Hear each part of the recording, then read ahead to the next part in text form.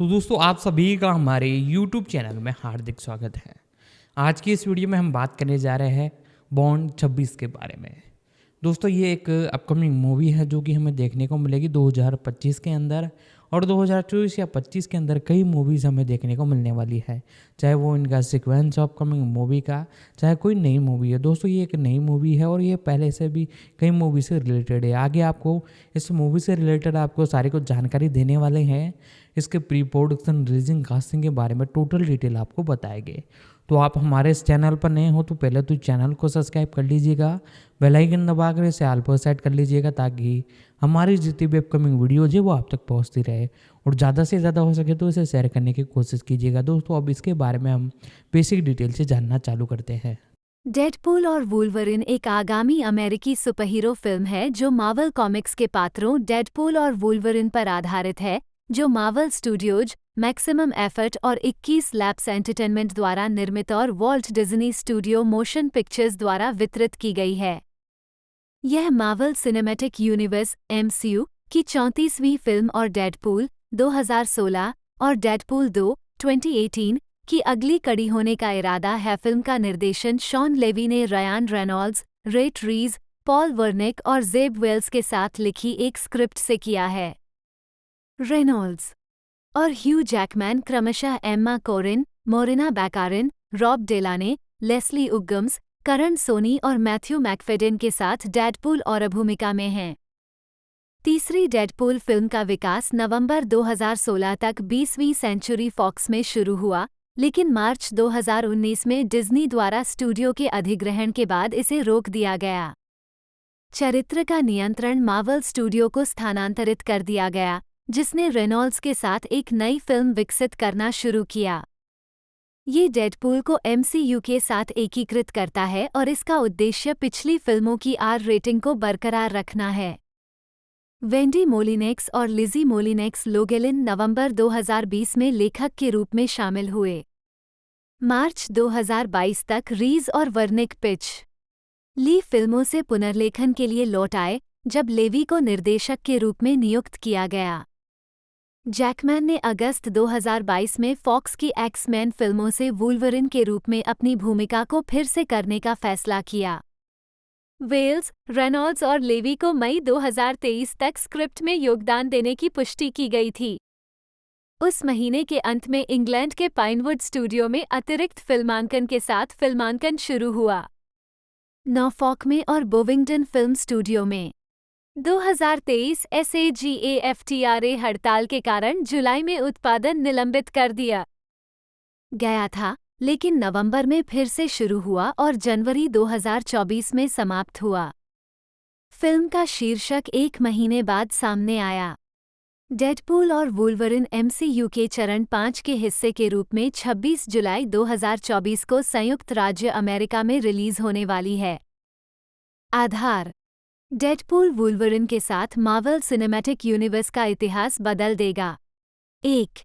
ढालना: वेड Wilson, Deadpool के रूप में रयान रेनॉल्ड्स, टर्मिनल कैंसर के इलाज के लिए प्रायोगिक पुनर्योजी उत्परिवर्तन से गुजरने के बाद तेजी से उपचार करने वाला एक बुद्धिमान भाड़े का व्यक्ति, लेकिन उसके शरीर पर गंभीर घाव हो गए।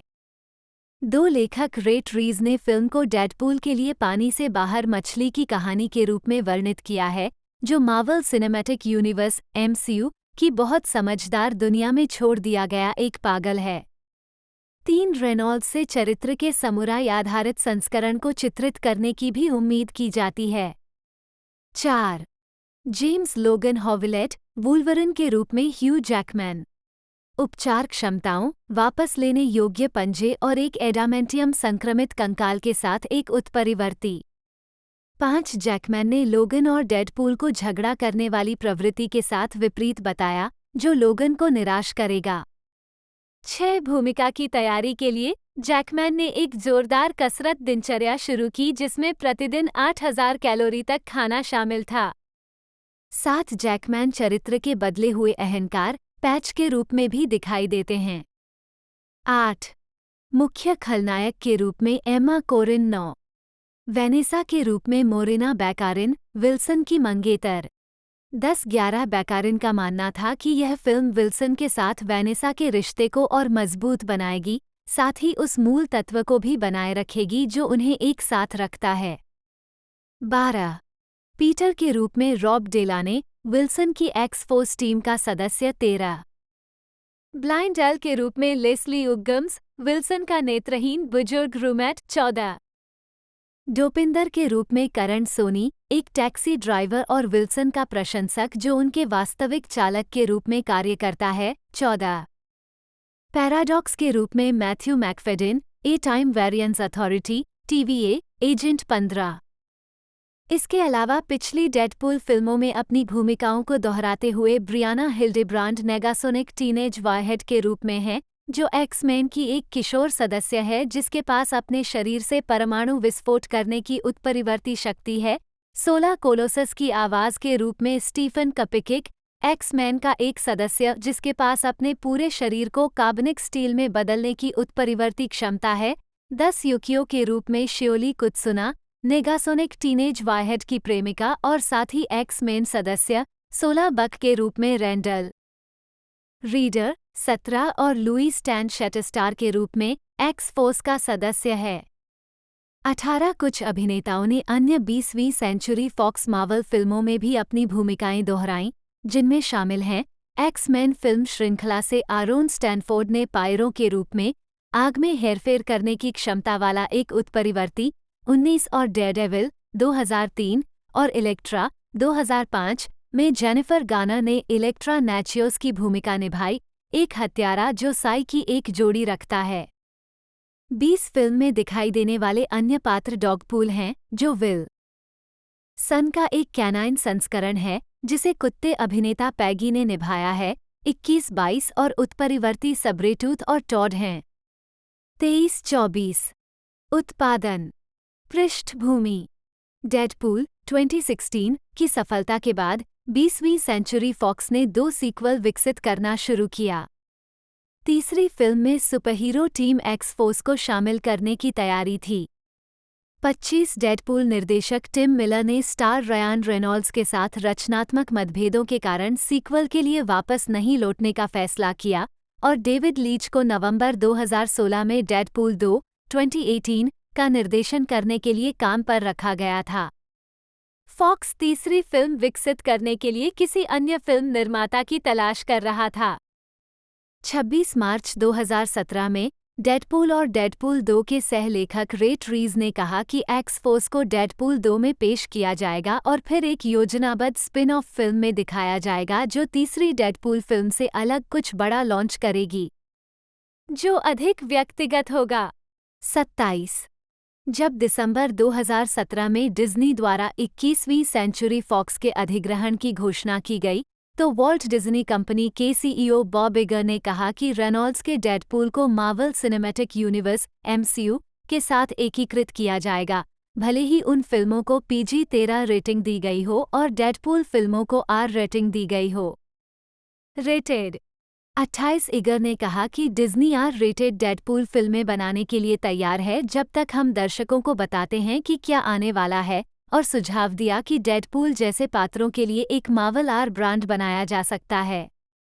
29 मई 2018 में रेनॉल्ड्स ने कहा कि फ्रेंचाइज का फोकस एक्स-फोर्स पर स्थानांतरित होने के कारण तीसरी डेडपूल फिल्म नहीं बनाई जा सकती है।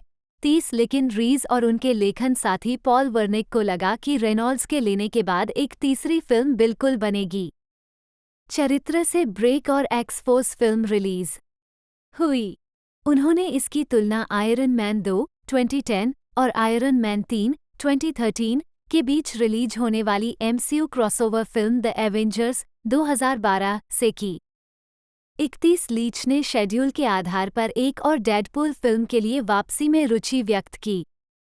32 माना जाता है कि तीसरी डेडपूल फिल्म अगस्त 2018 तक सक्रिय विकास में थी, जिसका निर्माण वैंकूवर के बजाय अटलांटा, जॉर्जिया में करने की योजना थी, जहां पिछली फिल्में बनाई गई थीं। 33 वंस अपॉन ए डेडपूल 2 का PG-13 संस्करण वर्ष के अंत में जारी किया गया था। डिज्नी और मार वर्ल्ड स्टूडियोज द्वारा इसे ध्यान से देखा गया कि यह एमसीयू में चरित्र के प्रति उनके दृष्टिकोण को कैसे सूचित कर सकता है। 34 वंस अपॉन ए डेडपूल का प्रचार करते समय रेनॉल्ड्स ने पुष्टि की कि एक तीसरी डेडपूल फिल्म विकास में थी और कहा कि यह पूरी तरह से अलग दिशा में जाएगी। 35 रेनॉल्ड्स ने बाद में खुलासा किया कि वे ह्यू जैकमैन के एक्स-मेन चरित्र जेम्स लोगन हॉवलेट वुल्वरिन पर आधारित राशोमोन 1950 की तर्ज पर एक रोड ट्रिप फिल्म की योजना बना रहे थे। 36 जैकमैन ने खुद रेनॉल्ड्स के साथ 48 घंटे से पर रेरित एक टीम अप फिल्म की कल्पना की थी। 2016 में डेडपूल की स्क्रीनिंग में भाग लेने के दौरान उस समय वुल्वरिन की भूमिका से औपचारिक रूप से सेवानिवृत्त होने के बावजूद 37 मार्च 2019 में डिज्नी ने आधिकारिक तौर पर फॉक्स का अधिग्रहण किया और डेडपूल और एक्स-मैन सहित मार्वल स्टूडियो के लिए कई मार्वल कॉमिक्स पात्रों के फिल्म अधिकार प्राप्त किए। 38-39 फॉक्स द्वारा विकसित की जा रही मार्वल आधारित फिल्मों को रोक दिया गया था।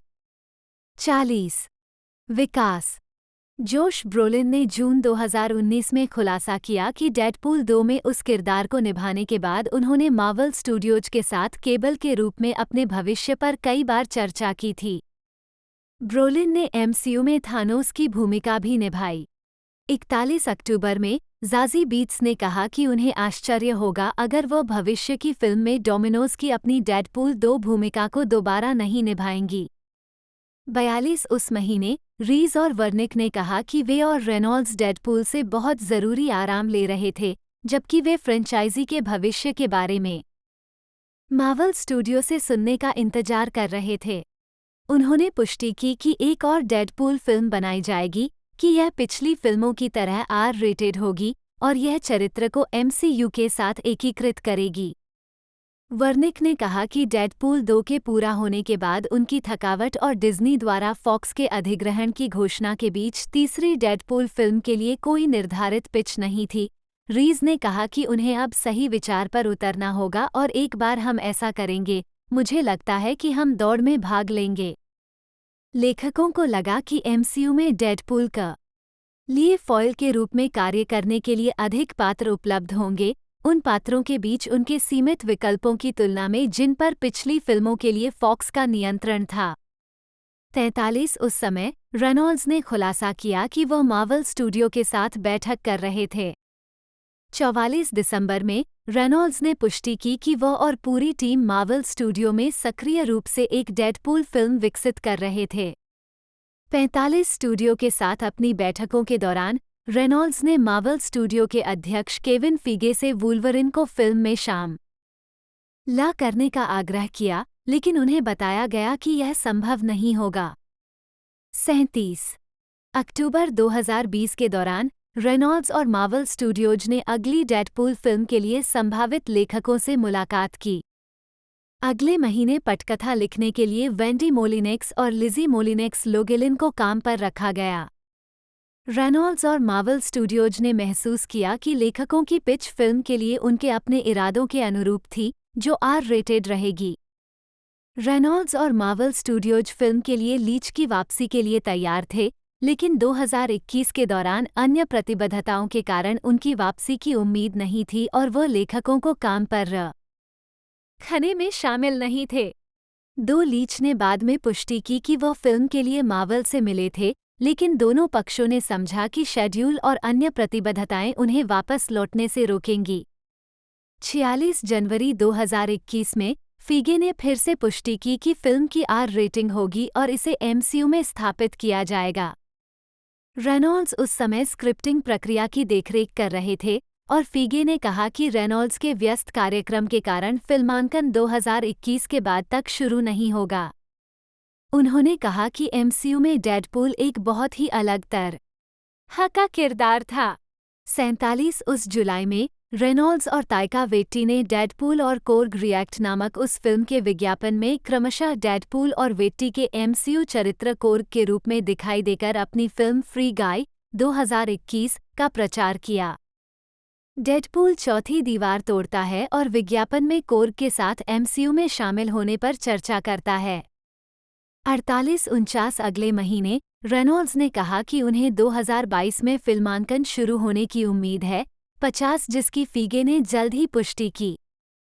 फीगे ने कहा कि मार्वल स्टूडियोज ने फिल्म के लिए रिलीज की समय सीमा को ध्यान में रखा था।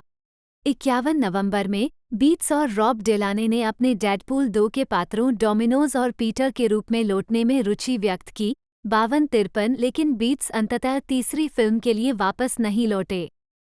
54 इसके अलावा नवंबर में रेनॉल्ड्स ने कहा कि वे फिल्म को खत्म कर रहे थे।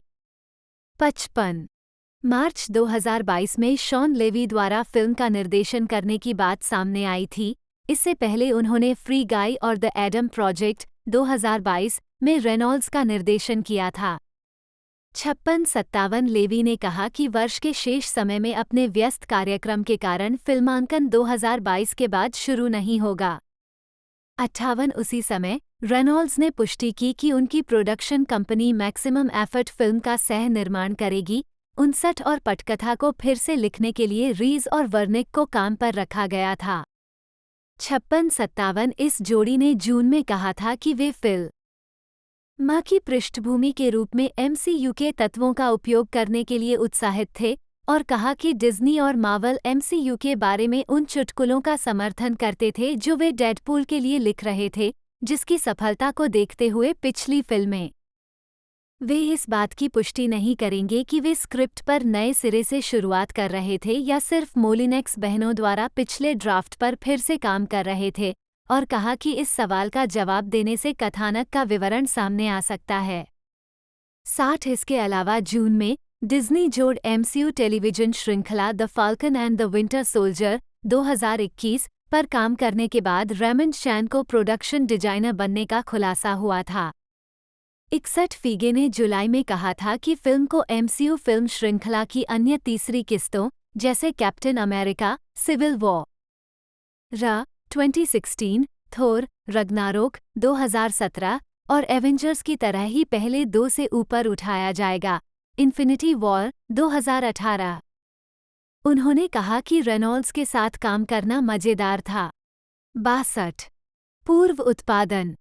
कई वर्षों तक वुल्वरिन के रूप में सेवानिवृत्त होने के अपने निर्णय से संतुष्ट रहने के बाद अगस्त 2022 के मध्य में जैकमैन का हृदय परिवर्तन हुआ और उन्होंने फैसला किया कि रेनॉल्ड्स के साथ एक टीम अप फिल्म बहुत मजेदार हो सकती है।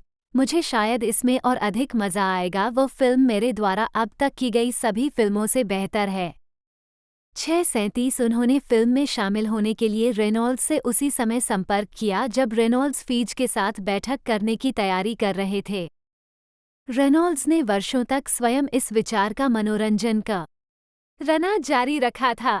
37 उन्होंने सितंबर में घोषणा की कि जैकमैन डेडपूल 3 के लिए वुल्वरिन के रूप में लौटेंगे, जो 6 सितंबर 2024 को रिलीज के लिए निर्धारित थी। 5 रेनॉल्ड्स और जैकमैन ने जल्द ही स्पष्ट किया कि फिल्म लोगान 2017 की घटनाओं में हस्तक्षेप नहीं करेगी, जिसमें वुल्वरिन की मृत्यु हो जाती है। 63 और यह उस फिल्म से पहले घटित होगा।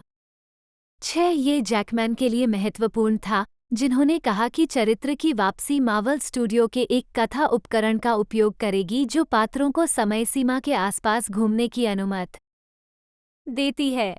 64 वह फिल्म की कहानी बताने के लिए लोगन के निर्देशक जेम्स मैंगोल्ड के पास पहुंचे और कहा कि मैंगोल्ड इस विचार से उत्साहित थे और उन्हें राहत मिली कि लोगन के साथ हस्तक्षेप नहीं किया जाएगा। 6 प्री प्रोडक्शन का काम अक्टूबर 2022 तक शुरू हो गया था।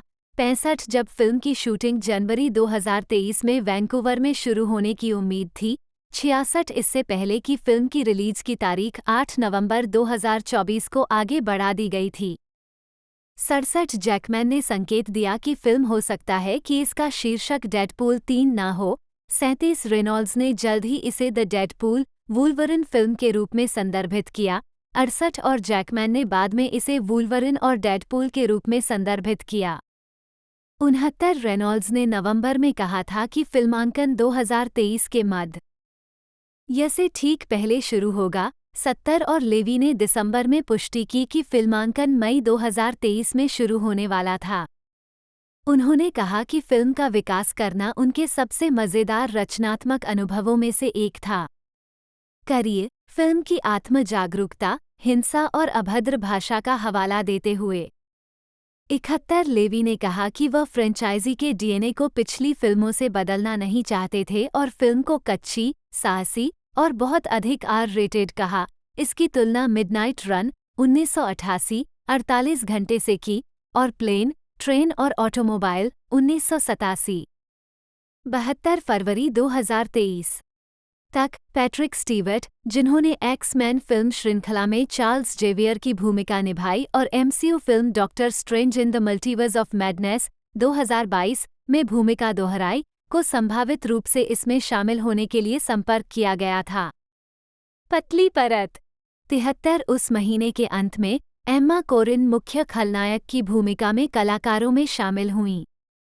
मार्वल 2022 के अंत से इस भूमिका के लिए कोरिन पर विचार कर रहा था, लेकिन हस्ताक्षर करने से पहले उन्हें अपनी अन्य प्रतिबद्धताओं के साथ शेड्यूलिंग मुद्दों पर काम करना पड़ा।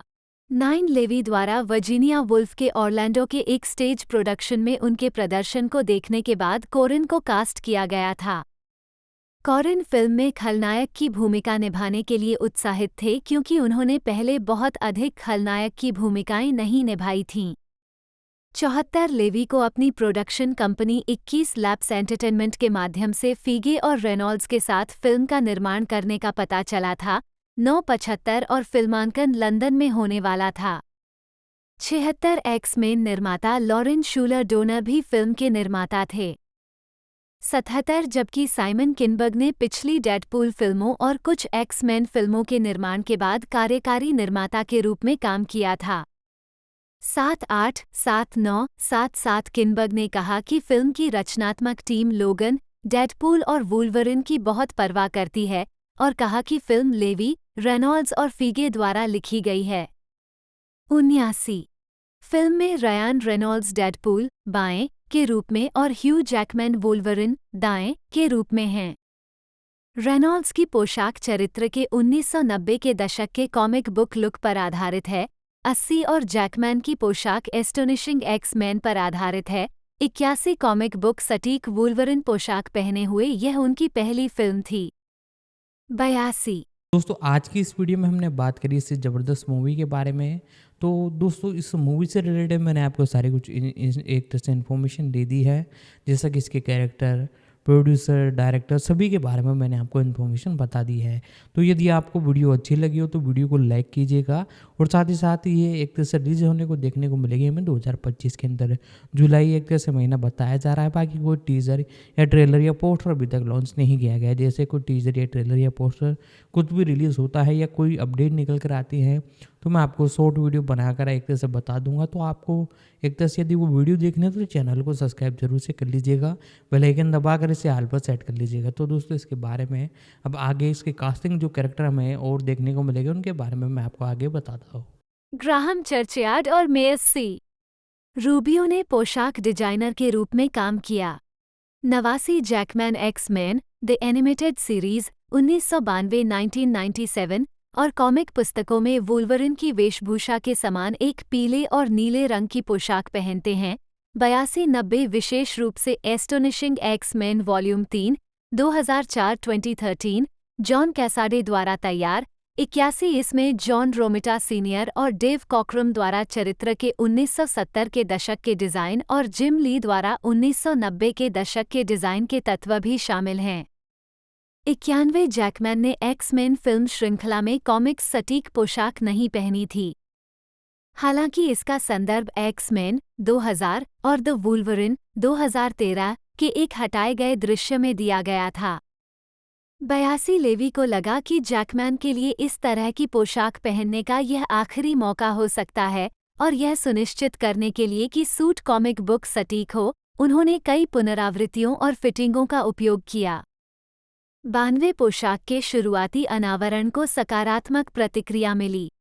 93, 94, 95, 91 कुछ टिप्पणीकारों का मानना था कि यह संकेत देता है कि जैकमैन एक्स-मैन फिल्मों के चरित्र की एक अलग पुनरावृत्ति को चित्रित कर रहे थे। 94, 96 जैसे कि एनिमेटेड का लाइव एक्शन रूपांतरण श्रृंखला या कॉमिक्स संस्करण। 94 रेनॉल्ड्स के पास पिछली डेडपूल फिल्मों की एक अद्यतन पोशाक भी है, 90 जिसमें उनके मुखौटे पर लाल रंग की एक चमकदार छाया और बड़े काले घेरे हैं। यह 1990 के दशक के चरित्र की कॉमिक बुक डिज़ाइन की याद दिलाता है। 80 लेवी सूट डिज़ाइनों को मिली अत्यधिक सकारात्मक प्रतिक्रिया से प्रसन्न थी, जो स्थान पर उत्पादन के कारण सामने आई थी। 92 फिल्म आने मुख्य फोटोग्राफी 22 मई 2023 को लंदन में 97, 98 और बकिंगमशायर, इंग्लैंड में पाइनवुड स्टूडियो में 99 टाइडल वेव शीर्षक के तहत शुरू हुई। सर जॉर्ज रिचमंड ने पहले फ्री गाय पर लेवी और रेनॉल्ड्स के साथ काम करने के बाद सिनेमेटोग्राफर के रूप में काम किया। 101 रेनॉल्ड्स ने वैंकूवर में फिल्म बनाने के लिए मार्वल स्टूडियोज की पैरवी की थी, जहां से वे हैं और पिछली डेडपूल फिल्में बनी थीं, लेकिन उन्होंने स्वीकार किया कि उनके पास अपना स्थापित बुनियादी ढांचा है और आपको बस इसके अनुरूप होना होगा। 102 2023 राइटर्स गिल्ड ऑफ अमेरिका की हड़ताल से फिल्मांकन प्रभावित होने की उम्मीद नहीं थी, जो मई की शुरुआत में रेनॉल्ड्स के फिल्मांकन के दौरान स्क्रिप्ट में योगदान देने में असमर्थ होने के कारण शुरू हुई थी, जैसा कि उन्होंने पिछली फिल्मों के दौरान किया था। कथित तौर पर मार्वल स्टूडियोज मुख्य फोटोग्राफी के दौरान जितना संभव हो उतना शूट करने और फिल्म के पहले से निर्धारित रीशूट के दौरान आवश्यक लेखन समायोजन करने की योजना बना रहा था। 103 लेवी ने मार्वल स्टूडियोज और नेटफ्लिक्स श्रृंखला स्ट्रेंजर थिंग्स, जिस पर लेवी एक कार्यकारी निर्माता है, के पीछे की रचनात्मक टीम के साथ काम किया, ताकि उन्हें उस श्रृंखला के अंतिम सीजन के कम से कम एक एपिसोड का निर्देशन करने की अनुमति मिल सके, क्योंकि दोनों के लिए योजनाबद्ध कार्यक्रम शुरू में परियोजनाओं के ओवरलैप होने की उम्मीद थी। 104 105 जून में फिल्म की रिलीज की तारीख 3 मई 2024 तक आगे बढ़ा दी गई। 106 एक कार दुर्घटना दृश्य का फिल्मांकन जुलाई 2023 की शुरुआत में लंदन में हुआ। 107 कुछ ही समय बाद जेनिफर गार्नर के इसमें दिखाई देने की बात सामने आई। फॉक्स द्वारा निर्मित फिल्म डेयरडेविल 2003 और इसके स्पिन ऑफ इलेक्ट्रा 2005 में उस चरित्र के एक संस्करण को चित्रित करने के बाद इलेक्ट्रा के रूप में फिल्म 20 गार्नर ने अपनी संलिप्तता से इनकार किया। 108 रेनॉल्ड्स और जैकमैन के साथ फिल्मांकन नॉर्फॉक में भी हुआ। 109 और बोविंग डन फिल्म स्टूडियो में 110 प्रोडक्शन टीम ने जहां संभव हो साउंड स्टेज के बजाय लोकेशन पर शूटिंग करना पसंद किया, ताकि फिल्म जमीनी स्तर की लगे और असली। 927211 इनमें से एक स्थान में एक विशाल 20वीं सेंचुरी फॉक्स लोगो सेट का टुकड़ा शामिल था। 111 2023 SAGAFTRA हड़ताल के कारण 14 जुलाई को उत्पादन निलंबित कर दिया गया था। 112 35 दिनों का फिल्मांकन, जो उत्पादन के आधे रास्ते में था, शटडाउन से पहले पूरा हो गया था। मुख्य फोटोग्राफी के लिए अतिरिक्त 35 दिन बाकी थे। 113 72 WGA और SAGAFTRA हड़ताल के समापन के बाद फिल्मांकन फिर से शुरू किया गया। 72 लेवी और रेनॉल्ड्स, जो पहले ही शूट किया जा चुका था, उसे संपादित करने और दृश्य प्रभावों पर काम शुरू करने में सक्षम थे। 114 115 हालांकि उन्होंने हड़ताल से पहले प्रमुख दृश्य प्रभाव दृश्यों को फिल्माने को प्राथमिकता नहीं दी थी। 113 हड़ताल से पहले बैकारिन ने अपने सभी दृश्यों का फिल्मांकन पूरा कर लिया था। 11 और लेवी ने एक दृश्य शूट किया, जिसकी तुलना उन्होंने रिटर्न ऑफ द जेडी 1983 में ल्यूक स्काईवॉकर और डार्थ वाडर के बीच लाइटसेबर द्वंद्व से की, जो फिल्म के लिए प्रेरणा थी।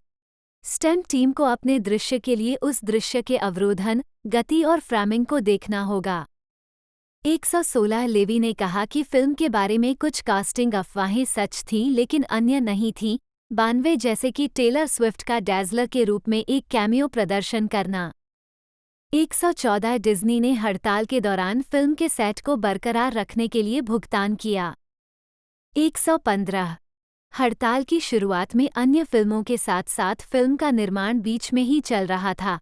ऐसा कहा गया था कि SAGAFTRA हड़ताल के समापन पर उत्पादन फिर से शुरू करना स्टूडियो के लिए सर्वोच्च प्राथमिकता थी।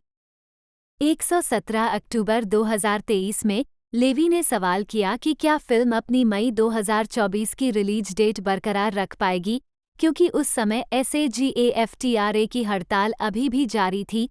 114 कुछ ही समय पहले ये बताया गया था कि फिल्म की रिलीज की संभावना है। 2024 के बाद की तारीख में देरी हुई, भले ही फिल्मांकन उस वर्ष की शुरुआत तक फिर से शुरू हो सका। 118 लेवी ने कहा कि फिल्म का अभी भी कोई शीर्षक नहीं है और वे एक शीर्षक के विकल्पों पर चर्चा कर रहे थे, ये देखते हुए कि उन्होंने कई बार इसे डेडपूल बनाम वुल्वरिन, डेडपूल और वुल्वरिन के साथ डेडपूल 3 के रूप में संदर्भित किया था। 119 9 नवंबर को SAGAFTRA हड़ताल के समापन के बाद थैंक्सगिविंग से पहले अगले 2 सप्ताह के भीतर लंदन में फिल्मांकन फिर से शुरू होने की उम्मीद थी। 120,121,115 रेनॉल्ड्स ने घोषणा की कि डॉगपूल चरित्र फिल्म में दिखाई देगा। 21 जिस कुत्ते अभिनेता पैगी ने निभाया है, 22 और फिल्म की रिलीज की तारीख 26 जुलाई 2024 तक आगे बढ़ा दी गई। 122 नवंबर तक फिल्मांकन फिर से शुरू हुआ। 123 दिसंबर की शुरुआत में सेट की तस्वीरों से पता चला कि सबरीटूथ और टॉड पात्र फिल्म में दिखाई दे रहे थे। सबरीटूथ की तस्वीरें टाइलर माने से मिलती-जुलती थीं, जिन्होंने एक्स-मेन में चरित्र को चित्रित किया था, और टॉड भी उनकी एक्स-मेन उपस्थिति के समान था। 23/1/24 रेनॉल्ड्स ने सेट फोटो लीक के बारे में कुछ ही समय बाद टिप्पणी की। उन्होंने कहा कि उन्होंने उत्पादन के लिए एक कठिन स्थिति पैदा कर दी है और उन्हें उम्मीद है कि वेबसाइटें जितना अधिक सुरक्षित रखने के लिए अधूरी, संदर्भ से बाहर की लीक छवियों को प्रकाशित करना बंद कर देंगी। तैयार फिल्म और बड़े पर्दे के लिए जितना संभव हो उतना जादू। 111 उन्होंने नोट किया कि फ्रेंचाइजी लीक से जुड़ी हुई है, क्योंकि पहली फिल्म अपने मूल परीक्षण फुटेज के लीक होने के बाद बनाई जा सकी थी, और मिकी माउस, प्रीडेटर और स्टीव उर्केल के साथ नकली लीक छवियों को पोस्ट करने के लिए आगे बढ़े। वास्तविक लीक हुई तस्वीरों के आसपास सोशल मीडिया एल्गोरिदम को बदलने की कोशिश करने के लिए विभिन्न हैशटैग, क्योंकि प्लेटफॉर्म हाई प्रोफाइल खातों से पोस्ट को प्राथमिकता देते हैं।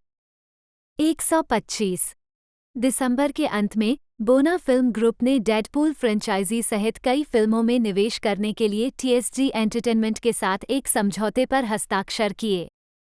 126 जनवरी 2024 की शुरुआत में वैराइटी ने बताया कि फिल्म में पूर्व फॉक्स निर्मित मार्वल फिल्मों के कई पात्र शामिल होंगे, और यह उम्मीद की गई थी कि स्पाइडर-मैन नो वे होम 2021 में कई पात्रों को दिखाया गया है। पिछली स्पाइडर-मैन फिल्मों से 127 महीने के अंत में सेट तस्वीरों में रेनॉल्ड्स को डेडपूल के समुराई आधारित संस्करण को चित्रित करते हुए दिखाया गया था। 4 फिल्मांकन 24 जनवरी को पूरा हुआ। 128 डाक उत्पादन। फिल्म का आधिकारिक शीर्षक डेडपूल और वुल्वरिन के रूप में फरवरी 2024 में घोषित किया गया था, जब एक टीजर ट्रेलर जारी किया गया था। 129 ट्रेलर से पता चला कि मैकफेडेन TVA एजेंट पैराडॉक्स का किरदार निभा रहे थे। 15 रैंडल रीडर और लुई स्टैन पिछली डेडपूल फिल्मों से बक और शटरस्टार के रूप में अपनी संबंधित भूमिकाओं को दोहरा रहे थे। 17-18 और एरोन स्टैनफोर्ड पायरों के रूप में लौट रहे थे।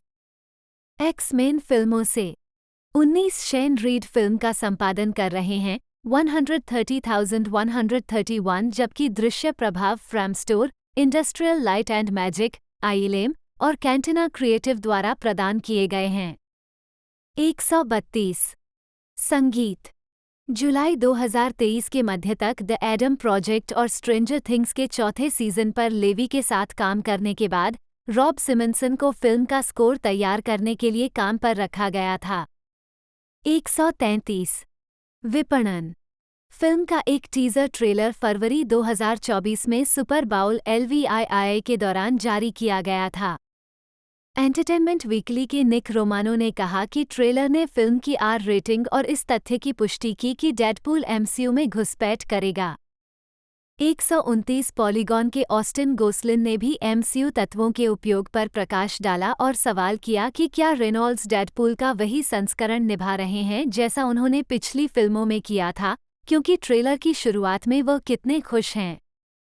134 वायर्ड की एंजेला वॉटेक्टर ने ट्रेलर में एक यौन रूप से स्पष्ट पैगिंग चुटकुले का उल्लेख किया, जिसमें कहा गया कि यह पहली बार था जब एमसीयू ने पहले इस तरह के हास्य का खुले तौर पर इस्तेमाल किया था और अनुमान लगाया था कि फिल्म पूर्व एमसीयू थॉर में स्थापित अजीब विषयों पर विस्तार कर सकती है।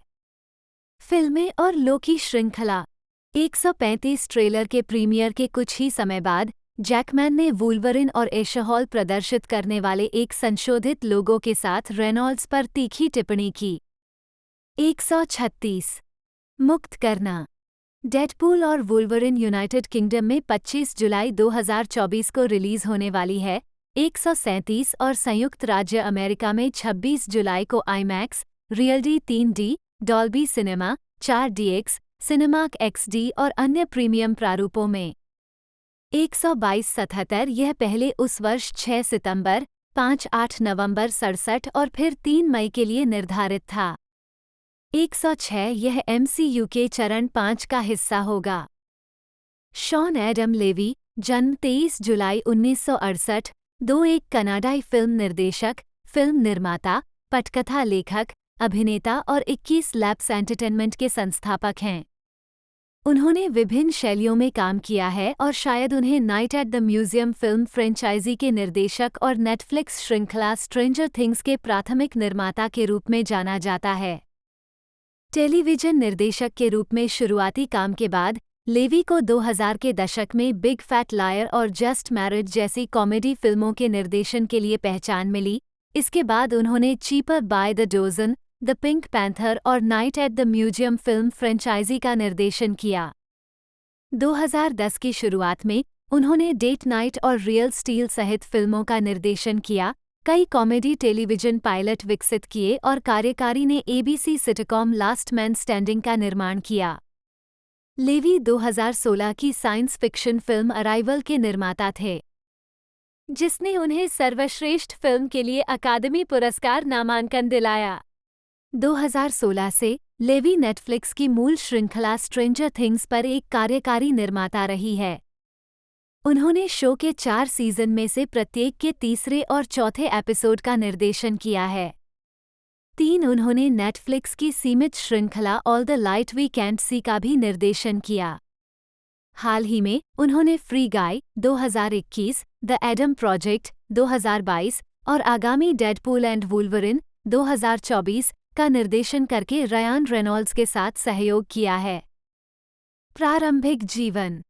लेवी का जन्म मॉन्ट्रियल, क्यूबेक में एक यहूदी परिवार 4 में हुआ था, जिसमें 2 भाई बहन, जोडी और डेबी थे। 5 एक किशोर के रूप में उन्होंने मॉन्ट्रियल के सेंट जॉर्ज हाई स्कूल में पढ़ाई की और न्यूयॉर्क के कैट्सकल्स में Stagedoor Manor Performing Arts Training Center में प्रशिक्षण लिया।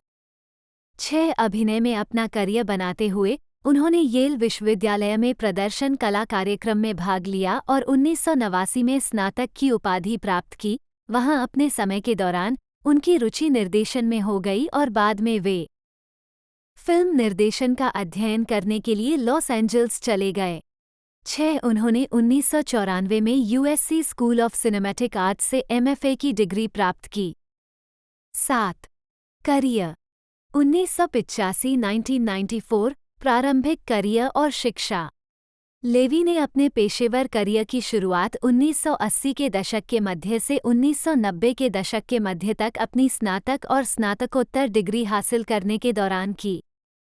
प्रदर्शन कला का अध्ययन करते समय उन्होंने अपने अभिनय की शुरुआत ज़ोंबी नाइटमेयर 1987 से की, जो एक कम बजट की हॉरर फिल्म थी जिसमें उन्होंने किशोरों के एक समूह के नेता जिम ब्रेटन का किरदार निभाया था। ये फिल्म मिस्ट्री साइंस थिएटर 3000 के एक एपिसोड में प्रदर्शित होने के लिए सबसे ज़्यादा जानी जाती है। वह 1988 की फिल्म लिबरिस बिहाइंड द म्यूजिक में भी दिखाई दिए।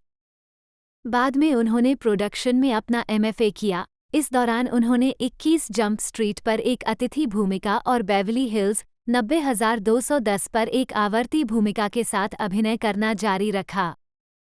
इस समय से उन्होंने प्राथमिक छोटी और कैमियो भूमिकाओं के साथ साथ 30 रॉक में टीवी निर्माता स्कॉटी शोफर के रूप में भी अभिनय किया है। 1995-2014 निर्देशन करियर और 20th सेंचुरी फॉक्स। 1990 के दशक के अंत तक लेवी ने मुख्य रूप से निकेलोडियन के The Secret World of Alex Mack और एनिमॉफ्स जैसे किशोर नाटकों के टेलीविजन निर्देशक के रूप में काम किया। वह डिज्नी चैनल के पुराने show the famous jazz Jackson 1998-2002 और इसकी साथ ही फिल्म 2001 के प्राथमिक निर्देशक और कार्यकारी निर्माता सीजन 3 थे। 2011 में मास्को में लेवी। उन्होंने 1997 में पारिवारिक फिल्मों एड्रेस अननोन और जस्ट इन टाइम से फीचर फिल्म निर्देशन की शुरुआत की। इसके बाद 2002 में किशोर कॉमेडी बिग फैट लायर उनकी पहली नाटकीय रिलीज और 2003 में romantic comedy just married I, जिसने बॉक्स ऑफिस पर $100 मिलियन से अधिक की कमाई की।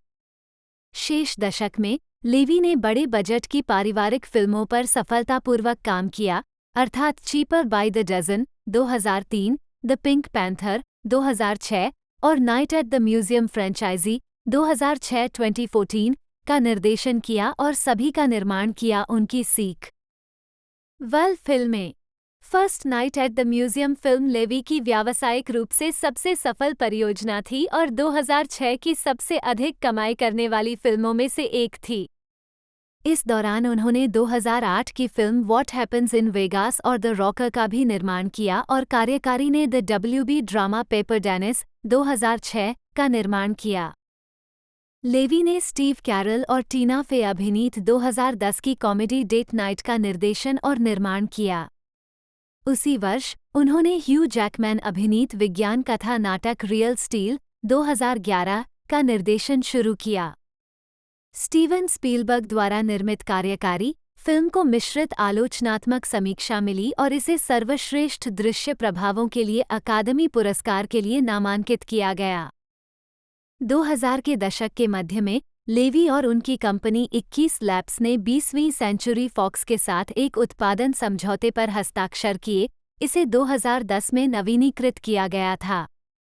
8 इस सौदे के बाद लेवी ने कॉमेडी श्रृंखला विकसित करने के लिए 20वीं सेंचुरी फॉक्स टीवी में मार्टी एडल्स्टीन के साथ एक नई टेलीविजन कंपनी बनाई।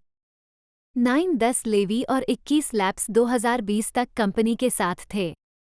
1112-2011 से वह Tim Allen sitcom Last Man Standing के कार्यकारी निर्माता रहे हैं। 13 उन्होंने अल्पकालिक ABC सिटकॉम क्रिस्टेला 2014-2015 और द इमेजिनरी मैरी 2017 का भी कार्यकारी निर्माण किया।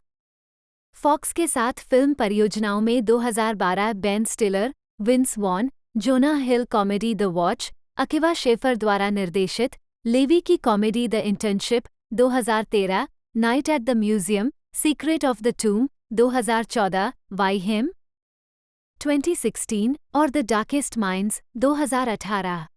उन्होंने वॉर्नर ब्रदर्स के लिए ऐसी ही फिल्मों का निर्माण किया। लेवी को शुरुआत में माइनक्राफ्ट के फिल्म संस्करण के निदेशक के रूप में घोषित किया गया था, लेकिन तब से उन्होंने ये परियोजना छोड़ दी है। 14-15 20वीं सेंचुरी फॉक्स के बाहर लेवी ने मुख्य रूप से परिवार अनुकूल कॉमेडीज के बाहर 21 लैब्स की रेंज का विस्तार करने के लिए काम किया। 16 इसमें A24 नाटक द स्पेक्टाकुलर नाउ 2013, सामूहिक नाटक This Is Where I Leave You 2014 और अकादमी पुरस्कार विजेता विज्ञान 5 फिल्म अराइवल 2016 का निर्माण शामिल था। अराइवल में अपनी भूमिका के लिए लेवी को सर्वश्रेष्ठ चित्र के लिए अकादमी पुरस्कार के लिए नामांकित किया गया था। डेडपूल मार्वल कॉमिक्स द्वारा प्रकाशित अमेरिकी कॉमिक पुस्तकों में दिखाई देने वाला एक पात्र है। फैबियन निकिएजा और रॉब लिफिल्ड द्वारा निर्मित ये चरित्र पहली बार न्यू म्यूटेंट #98 दिसंबर 1990 में दिखाई दिया। उनकी कॉमिक बुक प्रस्तुतियों में डेडपूल को शुरू में न्यू म्यूटेंट और एक्स फोर्स के पर्यवेक्षक के रूप में चित्रित किया गया है, हालांकि बाद की कहानियों में उन्हें एक नायक के रूप में चित्रित किया गया है। डेडपूल वेड विल्सन का बदला हुआ अहंकार है, जो अलौकिक पुनर्योजी उपचार क्षमताओं वाला एक विक्री कनाडाई भाड़े का सैनिक है। वह लगातार मजाक करने और हास्य प्रभाव के लिए चौथी दीवार तोड़ने की प्रवृत्ति के लिए जाने जाते हैं। चरित्र की लोकप्रियता ने उसे अन्य मीडिया के कई रूपों में प्रदर्शित किया है। 2004 श्रृंखला केबल और डेडपूल में उन्होंने अपनी खुद की जख्मी उपस्थिति को रयान रेनॉल्ड्स एसआईसी को शारपेई के साथ पार किया के रूप में संदर्भित किया है। 6-7 अंततः रेनॉल्ड्स स्वयं एक्स-मैन फिल्म श्रृंखला में चरित्र को चित्रित करेंगे, जो एक्स-मैन ओरिजिन्स, वुल्वरिन 2009, डेडपूल 2016 और इसके सीक्वल डेडपूल 2 2018 में दिखाई देंगे। 8-9-1-0 रेनॉल्ड्स ने पहली बार केबल एंड डेडपूल #2 के माध्यम से खुद को चरित्र से परिचित कराया, जिसमें स्पष्ट रूप से अभिनेता का संदर्भ था। 11 वह मार्वल सिनेमैटिक यूनिवर्स पर आधारित डेडपूल एंड वुल्वरिन 2024 में किरदार निभाना जारी रखेंगे। 12 प्रकाशन इतिहास। अधिक जानकारी, डेडपूल शीर्षकों की सूची। 1990 के दशक। कलाकार, लेखक रॉब लिफील्ड और लेखक फैबियन निकिएजा द्वारा निर्मित 13-14-15 डेडपूल ने फरवरी 1991 के द न्यू म्यूटेंट्स #98 कवर के पन्नों में अपनी पहली उपस्थिति दर्ज की। 16 निकिएजा के अनुसार लिफील्ड आया था चरित्र के दृश्य डिजाइन और नाम के साथ, और निकिएजा स्वयं चरित्र के भाषण के तरीके के साथ आए। 17 एक्स-मैन से पहले लिफील्ड का पसंदीदा कॉमिक शीर्षक एवेंजर्स था, जिसमें कैप्टन अमेरिका की ढाल, थोर का हथौड़ा और होकाई के धनुष और तीर जैसे हथियार शामिल थे। इस वजह से उन्होंने अपने नए किरदारों को भी हथियार देने का फैसला किया। 18 लिफील्ड, जो टीन टाइटंस कॉमिक्स के भी प्रशंसक थे, ने अपना नया चरित्र तत्कालीन लेखक फैबियन निकिएजा को दिखाया। पोशाक को देखने और उसकी विशेषताओं, सुपर चपलता के साथ हत्यारा को ध्यान में रखते हुए निकिएजा ने लिफील्ड से संपर्क किया और कहा, ये टीन टाइटंस का डेथस्ट्रोक है। निकिएजा ने डेडपूल को वेड विल्सन का असली नाम स्लेड विल्सन, डेथस्ट्रोक से संबंधित होने के एक अंदरूनी मजाक के रूप में दिया। 19 अन्य प्रेरणाएं स्पाइडर-मैन, वुल्वरिन और स्नैक आइज थीं।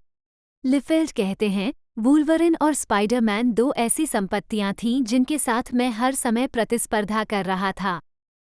मेरे पास वे नहीं थे, मेरी उन तक पहुंच नहीं थी। मुझे अपना खुद का स्पाइडर-मैन और वुल्वरिन बनाना था। यही है केबल और डेडपूल का मतलब क्या था, मेरा अपना स्पाइडर-मैन और मेरी अपनी वुल्वरिन। 20 जीआई जो मेरा पहला जुनून था। वे मेरे साथ सैंडबॉक्स में खिलौने थे, कुंग फू ग्रिप, ईगल आई, मेरे पास ये सब थे। जीआई जो पात्रों की एक दुनिया है। समय में हमेशा भाग लेने की इच्छा रखता हूँ। स्नैक डेडपूल बनाने में मेरी आंखों का गहरा प्रभाव था। 21 डेडपूल और केबल दोनों को शुरू से ही वुल्वरिन के इतिहास में बांधा जाना था। जैसा कि लिफील्ड का वर्णन है, वुल्वरिन मेरा लड़का था। अगर मैं वुल्वरिन में कुछ भी जोड़ सकता तो मैं जीत रहा था। वुल्वरिन की तरह डेडपूल कैनेडियन है या माना जाता है। 22-23 मूल कहानी में उन्हें अमेरिकी सेना के विशेष बलों से बाहर निकाले जाने के बाद वेपन एक्स कार्यक्रम में शामिल किया गया था और प्रमुख वैज्ञानिकों में से एक डॉक्टर एमरी स्किलब्रेव के धन्यवाद के कारण वुल्वरिन के आधार पर एक कृत्रिम उपचार कारक दिया गया था। 24 फिल्म डेडपूल की रिलीज से 3 दिन पहले मैनहट्टन में आयोजित JHU कॉमिक्स में एक उपस्थिति के दौरान चरित्र के सह निर्माता रॉब लिफील्ड न्यू म्यूटेंट #98 की एक प्रति पकड़े हुए थे, जिसमें चरित्र पहली बार दिखाई दिया था। अपनी पहली उपस्थिति में टोलिवा द्वारा डेडपूल को केबल और न्यू म्यूटेंट पर हमला करने के लिए काम पर रखा गया है। बाद में एक्स फोर्स में एक आवर्ती चरित्र के रूप में प्रदर्शित होने के बाद डेडपूल ने द एवेंजर्स डेयरडेविल और हीरोज फॉर हायर जैसे कई अलग अलग मार्वल कॉमिक्स शीर्षकों में अतिथि भूमिका निभाना शुरू कर दिया।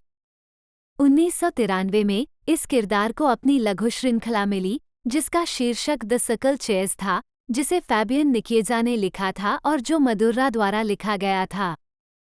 यह अपेक्षाकृत सफल रही और डेडपूल ने 1994 में मार्क वैड द्वारा लिखित, इयान चचिल द्वारा लिखित और जेसन टेमुजिन माइनर और बड लारोसा द्वारा लिखित दूसरी स्व-शीर्षक लघु श्रृंखला में अभिनय किया। वैद ने बाद में टिप्पणी की, सच कहूँ तो जब मैं लघु श्रृंखला लिखने के लिए सहमत हुआ तो अगर मुझे पता होता कि डेडपूल इतना घटिया था तो मैंने ऐसा नहीं किया होता। जिसने अपने अपराधों के लिए भुगतान नहीं किया है वो मेरे लिए एक समस्या पेश करता है। 25 1997 में डेडपूल को अपना स्वयं का चलन शीर्षक डेडपूल का पहला खंड दिया गया था। डेडपूल उस समय के cosmic drama anti hero heavy comics की एक एक्शन कॉमेडी पैरोडी बन गई। श्रृंखला ने उनके सहायक कलाकारों को मजबूती से स्थापित किया, जिसमें उनकी कैदी माँ ब्लाइंड अल और उनके सबसे अच्छे दोस्त वीजल शामिल थे। चल रही श्रृंखला ने अपने अपरंपरागत मुख्य चरित्र, गुस्से और पॉप संस्कृति के थप्पड़ के संतुलन के कारण पंथ लोकप्रियता हासिल की और चरित्र एक खलनायक से कम हो गया, हालांकि उसकी नैतिक अस्पष्टता का तत्व बना रहे। 2000 डेडपूल अंक #69 तक चला, जिसके बाद इसे 2002 में एजेंट एक्स नामक एक समान चरित्र के साथ एक नए शीर्षक के रूप में फिर से लॉन्च किया गया। यह एक्स-मेन से संबंधित कॉमिक्स के लाइन वाइड सुधार के दौरान हुआ, जिसमें केबल सोल्जर एक्स और एक्स बन गया। बलपूर्वक एक्स स्टैटिक्स बनना। ऐसा प्रतीत हुआ कि डेडपूल पर्यवेक्षक ब्लैक स्वान से लड़ते हुए एक विस्फोट में मारा गया था। डेडपूल के प्रबंधक सैंडी ब्रैंडनबर्ग ने बाद में एलेक्स हेडन नामक एक रहस्यमय व्यक्ति के साथ एजेंसी एक्स की स्थापना की, जिसने एजेंट एक्स का नाम ली। डेडपूल बाद में श्रृंखला में लौट आया, जो अंक 13-15 के साथ समाप्त होगा। 26 बेहतर स्रोत की आवश्यकता। डेडपूल की अगली अभिनीत उपस्थिति 2004 में फैबियन निकिएजा द्वारा लिखित केबल एंड डेडपूल के लॉन्च के साथ आई, जहां डेडपूल अपने पूर्व दुश्मन केबल के साथ विभिन्न साहसिक कार्यों में भागीदार बना। इस शीर्षक को अंक #50 के साथ रद्द कर दिया गया था और मार्च 2008 में एक नई केबल श्रृंखला द्वारा प्रतिस्थापित किया गया था। 27 इसके बाद डेडपूल लेखक डैनियल वे द्वारा वॉल्वरिन ओरिजिन्स शीर्षक में संक्षिप्त रूप से दिखाई दिया, इससे पहले कि वे और पाको मदीना ने सितंबर 2008 में एक और डेडपूल शीर्षक लॉन्च किया। 28 मदी ना मुख्य श्रृंखला कलाकार थी, जिसमें कार्लो बारबेरी ने गुप्त आक्रमण टाई इन के बाद पहले अंक को भरा था। 29 एक नई डेडपूल चल रही श्रृंखला एक गुप्त आक्रमण टाई इन के रूप में शुरू हुई। पहले आंक में चरित्र निक फ्यूरी के साथ स्कल रानी वेरांके को मारने के तरीके पर डेटा चुराने के लिए काम करता हुआ दिखाई देता है। 30-31 नॉर्मन ओसबोर्न ने वह जानकारी चुरा ली जो डेडपूल ने स्कल से चुराई थी और बाद की कहानियां उसके परिणामों से संबंधित हैं। कहानी में हाइड्रा के एजेंट बॉब की वापसी भी देखी गई है। ये सब सीधे तौर पर मैग्नम ओपस में नए थंडरबोल्ट्स के साथ टकराव की ओर ले गया, जो डेडपूल खंड के बीच से गुजरा। 2-8-9 और वज्र #130131 32 डेडपूल #15 में डेडपूल एक नायक बनने का फैसला करता है, जिसके परिणामस्वरूप स्पाइडरमैन जैसे उचित नायकों के साथ उसका टकराव होता है। 33 जिसका सामना उसने हाल ही में द गॉन्टलेट के भाग के रूप में द अमेजिंग स्पाइडरमैन #611 में किया था। 34 और एक 3 अंक आंक की ओर ले जाता है, जहां वह हिट मंकी पर ले जाता है। 35 एक चरित्र जिसने उसी महीने डिजिटल फिर प्रिंट वन शॉट में शुरुआत की। 36-37 एक और चल रही डेडपूल श्रृंखला Deadpool Merc with a Mouth जुलाई 2009 में लॉन्च की गई, जिसे विक्टर गिशलर ने लिखा था, जिसमें बोंग डेजो की कला थी। इसमें डेडपूल मार्वल ज़ॉम्बीज़ 3 और 4 के हेडपूल के साथ टीम बनाता है। 38-39-40 अक्टूबर 2009 में डेडपूल #900 शीर्षक से एक विशेष वर्षगांठ अंक जारी किया गया था। डेडपूल की तीसरी चल रही श्रृंखला डेडपूल टीम अप नवंबर 2009 में लॉन्च की गई। अंक #899 से शुरू होने वाले अंकों की संख्या उल्टी गिनती के साथ फ्रेड वान लेंटे द्वारा लिखित, डालिबोर तालोजिक द्वारा कला। इस श्रृंखला में डेडपूल को प्रत्येक अंक में मार्वल यूनिवर्स के विभिन्न नायकों जैसे हरक्यूलिस के साथ टीम बनाते हुए दिखाया गया है। 41 डेडपूल भी नई अनकैनी एक्स-फोर्स टीम के कलाकारों में शामिल हो गया। 42 2010 के दशक। अप्रैल 2010 में गिस्कलर की एक और डेडपूल सीरीज जिसका शीर्षक डेडपूल कॉप्स था, रिलीज हुई थी। डेडपूल के अलावा इस सीरीज में डेडपूल के वैकल्पिक संस्करण शामिल थे, जिनमें लेडी डेडपूल, जिन्होंने Deadpool Merc with a Mouth #7 में डेब्यू किया था, हेडपूल, मार्वल जॉम्बीज ब्रह्मांड अवतार शामिल थे, अब एक कटे हुए सिर में तब्दील हो गया है, और 2 नए पात्र, किडपूल, एक बच्चा, और डॉगपूल, एक कुत्ता। 43 ये श्रृंखला 12 अंकों तक चली। मार्वल ने मार्वल नाइट्स और मैक्स इम्प्रिंट्स के माध्यम से डेडपूल शीर्षक भी प्रकाशित किए। डेडपूल, वेड विल्सन्स वॉर, डुआने स्वियर्जिंस्की और जेसन पियर्सन द्वारा 4-4-4-5-4-6 और डेविड लाफम और काइल बेकर द्वारा डेडपूल मैक्स। 47 डेडपूल खंड 2 डैनियल वे द्वारा लिखा गया था और एले गार्जा द्वारा तैयार किया गया था। कहानी आर्क डेड में वेड अपनी उपचार क्षमता से ठीक हो जाता है और नश्वर बन जाता है। दुष्प्रभाव के रूप में उसका पुराना, दाग रहित चेहरा एक बार फिर सामने आ जाता है। हालांकि उसने कहानी का अधिकांश भाग मरने की प्रतीक्षा में बिताया, लेकिन वह अपने दोस्त और साथी हाइड्रा बॉब की रक्षा के लिए अपनी इच्छाओं को दबा देता है। 48 अपना उपचार कारक खो देने के बाद विल्सन का दावा है कि उसने पहले से कहीं अधिक जीवित महसूस किया।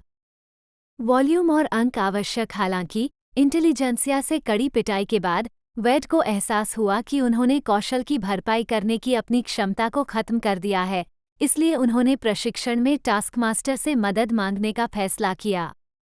वॉल्यूम और अंक आवश्यक। टास्कमास्टर ने विल्सन से शील्ड से पिम पार्टिकल्स चुराने में मदद करने के लिए कहा, लेकिन वास्तव में उसने विल्सन के खिलाफ अपना प्रतिशोध तैयार करने के लिए ब्लैक बॉक्स को वेड का अध्ययन करने की अनुमति दी, यहाँ तक कि उसे ये भी बताया कि डेडपूल ने अपना उपचार कारक खो दिया है। मात्रा एवं अंक आवश्यक।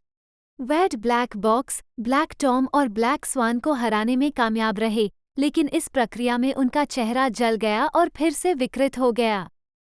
वॉल्यूम और अंक आवश्यक। पूर्व FBI agent Allison Kemp Deadpool से बदला लेना चाहता था क्योंकि वह एक दुर्घटना में शामिल था, जिसके कारण वह व्हीलचेयर पर थी, और उसने डेडपूल के अन्य दुश्मनों जैसे टी-रे और स्लेबैक को बुलाया और उन्हें मारने के लिए प्रशिक्षित किया। डेडपूल 49-50 डेडपूल ने उनके बेस में घुसपैठ की और टी-रे और स्लेबैक को मारने में कामयाब रहा, जब कैंप एक स्फोट में खुद को मारने वाला था जो इस प्रक्रिया में वेड को मार सकता था, उसने उसे उस पर हमला न करने के लिए मना लिया। उस समय वो लौटे हुए एविल डेडपूल से आश्चर्यचकित था, जिसने वेड को सूचित किया कि जो सीरम उन्होंने लिया था वह स्थायी नहीं था। यही कारण था कि वेड का चेहरा ठीक नहीं हुआ या उसकी खोई हुई उंगली वापस बढ़ गई, इसलिए एविल डेडपूल द्वारा उसे गोली मारने के बाद वेड वापस आ जाएगा। 51 डैनियल वे की डेडपूल श्रृंखला अंक 63 के साथ समाप्त हुई। मार्वल के मार्वल नाउ के भाग के रूप में पहल एक नई डेडपूल चल रही श्रृंखला शुरू की गई थी। 52 वह थंडरबोल्ट्स का भी सदस्य है। 53 अपनी नई श्रृंखला के 27वें अंक में ऑल न्यू मार्वल नाउ के भाग के रूप में डेडपूल की तीसरी बार शादी हुई थी। शुरुआत में एक रहस्य, उनकी दुल्हन का खुलासा webcomic Deadpool the Gauntlet to be Shiklah Queen of the Undead में किया गया था। डेडपूल को ये भी पता चलता है कि डेडपूल की पूर्व प्रेमिका कामेलिटा से उसकी एलेनो नाम की एक बेटी है। 54 ओरिजिनल सिन की घटनाओं के दौरान ये पता चला कि डेडपूल को बटलर नामक एक वैज्ञानिक जिसने एलेनो का अपहरण कर लिया था और उसे अपने भाई को दे दिया था, ने उसके माता पिता को मारने के लिए धोखा दिया था। हालांकि डेडपूल को इसके बारे में पता नहीं है। 55 बहुत बाद में वो कार्नेज से भिड़ गया, यह विश्वास करते हुए कि ब्रह्मांड उसे हराने के लिए कह रहा था। कई झगड़ों और टुकड़ों में बंटने के बाद डेडपूल 4 सहजीवों के साथ बंध जाता है: दंगा, फेज, लेशर और एगोनी। दिमागी खेल खेलते हुए डेडपूल ने अपनी आकार बदलने की क्षमताओं का उपयोग करके श्रीक को गुमराह किया और उसे भागने पर मजबूर कर दिया। सहजीवी डेडपूल और कार्नेज के फिर से लड़ने के बाद डेडपूल श्रीक को पकड़ लेता है और उसे खुद का रूप धारण करने के लिए मजबूर करता है, जिससे वह कार्नेज को इस प्रक्रिया में लगभग मारने के लिए धोखा देता है। मानसिक रूप से टूटने के बाद टूटा हुआ महसूस करते हुए कार्नेज ने खुद को गिरफ्तार कर लिया और एक खुली कोठरी में डाल दिया गया। जब तक वह अपने आप में नहीं था तब तक कोठरी में बैठे रहने के दौरान कार्नेज ने डेडपूल पर प्रतिशोध की शपथ ली। डेडपूल कार्नेज को हराने के बाद 4 सहजीवों को एक युद्ध कुत्ते को देता है, जिसने डेडपूल को कार्नेज से लड़ने में मदद की और उन्हें सरकार तक पहुंचाया। 56 एक्सिस कहानी के दौरान डेडपूल रेड स्कल के रेड ऑनस्लॉट फॉर्म के खिलाफ लड़ाई के दौरान मैग्नेटो के अनाम पर्यवेक्षक समूह के सदस्य के रूप में दिखाई देता है। 57 स्कारलेट विच और डॉक्टर डूम द्वारा डाले गए जादू के बाद खलनायकों का समूह नायकों में बदल जाता है। वॉल्यूम और अंक आवश्यक इस समूह को बाद में एस्टोनिशिंग एवेंजर्स नाम दिया गया। 58 ये डेडपूल, जिसे ज़ेनपूल कहा जाता है, सर्वनाश को इन्विटेड एवेंजर्स से लड़ने में बदलने में महत्वपूर्ण था। 59 डेडपूल की मृत्यु डेडपूल-250 में होती है। 60 अल्टीमेटम और फ्लैग स्मैशर के साथ अंतिम मुकाबले में डेडपूल का सामना होता है, जिसमें वे सभी मारे जाते हैं और बेहतर जीवन की कामना करते हुए डेडपूल की पहचान छोड़ देते हैं। जब पृथ्वी एक वैकल्पिक ब्रह्मांड की पृथ्वी से टकराती है तो वह उसके परिवार और दोस्तों के साथ और संभवतः पृथ्वी पर सभी लोग मारे जाते हैं।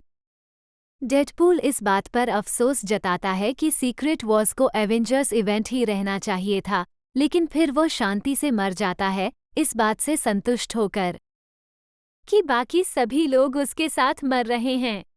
61 बिल्कुल नया, बिल्कुल अलग चमत्कार। गुप्त युद्धों और पृथ्वी की बहाली की घटनाओं के 8 महीने बाद डेडपूल को स्टीव रोजर्स के लिए काम करते देखा जाता है। एक बीमार दुष्ट के लिए आवश्यक कुछ संभावित जीवन रक्षक रसायनों को चुराने के बाद उसे एवेंजर्स यूनिटी स्क्वाड में सदस्यता की पेशकश की जाती है। 62 डेडपूल वॉल्यूम 4 की शुरुआत 2016 में हुई थी। उद्धरण वांछित अगले महीनों के दौरान डेडपूल की लोकप्रियता आसमान छू गई जब भाड़े के सोलो ने उसे डेडपूल की प्रतिष्ठा पर भरोसा करने और उच्च वेतन दर पर नौकरी लेने के लिए प्रेरित किया। वाशिंगटन, डीसी में सोलो की नौकरियों में से एक में डेडपूल की जनता की राय बेहतरी के लिए काफ़ी हद तक बदल गई जब उसने एक राजदूत को अपने टेलीपैथिक रूप से हेरफेर करने वाले एजेंटों से बचाया। सोलो के प्रतिरूपण को सीखने के बाद डेडपूल को दुनिया भर में अपनी पहुंच बढ़ाने के लिए भाड़े के सैनिकों का एक समूह बनाने का विचार आया, जिसे मर्क्स फॉर मनी कहा जाता है। हालांकि डेडपूल की नई लोकप्रियता ने उसे अपने परिवार को पीछे छोड़ने के लिए मजबूर कर दिया, इस डर से कि उसके दुश्मन उन्हें खतरे में डाल सकते हैं। डेडपूल एवेंजर्स यूनिटी डिवीजन में भी शामिल हो गया और उसने अपनी प्रतिष्ठा का इस्तेमाल उत्पादों से होने वाले लाभ के साथ टीम को वित्त पोषित करने के साधन के रूप में किया। 63 मैडकैप भी डेडपूल के जीवन में लौट आया, हालांकि वैड इस बात से अनजान था कि उसके मन में उसके अनुभव ने मैडकैप को भावनात्मक रूप से क्षतिग्रस्त और प्रतिशोधी बना दिया है। मैडकैप ने शुरू में एक सहयोगी के रूप में खुद को मर्क्स फॉर मनी में शामिल होने के लिए पेश किया, लेकिन अंततः अपने प्रियजनों को बदनाम करने और धमकाने के लिए डेडपूल का रूप धारण करने के बाद उसने अपने असली इरादे दिखाए। ये देखकर कि उसे काफ़ी मज़ा आ चुका था, मैडकैप ने खुद को आणविक रूप से विघटित करने के लिए एक विदेशी हथियार का इस्तेमाल किया। अपने सरे आगमन के लिए खलनायक ने डेडपूल को अनजाने में एक घातक वायुजनित वायरस का वाहक बना दिया, जिससे उसने अपने परिवार को संक्रमित कर दिया। वेड को एक इलाज मिल गया, हालांकि इसे खोजने के लिए केबल के दुष्ट क्लोन स्ट्राइफ का सहारा लेना पड़ा। लगभग इसी समय शिक्ला के डोमेन और सतही दुनिया के बीच तनाव ने मॉन्स्टर मेट्रोपोलिस से मैनहट्टन पर आक्रमण को जन्म दिया, जिसके परिणामस्वरूप शिक्ला ने डेडपूल को तलाक दे दिया और इसके बजाय ड्रैकुला लौटने का विकल्प चुना। 64 वेड के एवेंजर्स यूनिटी डिवीजन में शामिल होने के कुछ ही समय बाद वास्तविक स्टीव रोजर्स को एक अन्य टाइमलाइन के एक दुष्ट फांसीवादी समकक्ष द्वारा गुप्त रूप से हटा दिया गया था, जो सुपरहीरो समुदाय के भीतर हाइड्रा स्लीपर एजेंट के रूप में काम करता था। जब फिल कॉल्सन को स्टीव पर संदेह हुआ तो रोजर्स ने डेडपूल को उसे मारने के लिए मना लिया, ये दावा करते हुए कि कॉल्सन दुष्ट हो गया था। थोड़े समय बाद कैप्टन अमेरिका की साजिशों के परिणामस्वरूप हाइड्रा सत्ता में आया और उसने संयुक्त राज्य अमेरिका पर कब्जा कर लिया। जब हाइड्रा की विजय मुश्किल से शुरू हुई थी, प्रेस्टन को कॉल्सन की मौत के बारे में पता चला और उसने डेडपूल से इस बारे में बात की। लड़ाई प्रेस्टन की मृत्यु के साथ समाप्त हुई। जैसे जैसे हाइड्रा का साम्राज्य मजबूत होता गया, कैप्टन अमेरिका के प्रति अंध वफादारी के कारण वेड एवेंजर्स के अपने संस्करण में शामिल हो गया। जब वेड को अंडरग्राउंड के रूप में जाने जाने वाले विद्रोही गठबंधन का पता लगाने का काम सौंपा गया, तो अपराध बोध से त्रस्त होकर वे पीछे हट गए और अंततः पर्दे के पीछे से हाइड्रा की अंतिम हार कीनी। तो दोस्तों आज की इस वीडियो में हमने इस ज़बरदस्त अपकमिंग मूवी के बारे में आपको सारी कुछ जानकारी बताई। तो वीडियो को लाइक कीजिएगा, चैनल पर नए हो तो चैनल को सब्सक्राइब कर लीजिएगा, बेल आइकन दबाकर इसे हाल पर सेट कर लीजिएगा, ताकि हमारे जितने भी अपकमिंग वीडियोज है वो आप तक पहुंचते रहे और ज़्यादा से ज़्यादा हो सके तो इसे शेयर करने की कोशिश कीजिएगा। तो दोस्तों आज की इस वीडियो में इतना ही। यदि आपको वीडियो अच्छी लगी हो तो वीडियो को लाइक कर दें और कमेंट कर दें जिस भी मूवी पर आपको अपकमिंग वीडियो चाहिए। तो दोस्तों मिलते हैं अगले वीडियो में।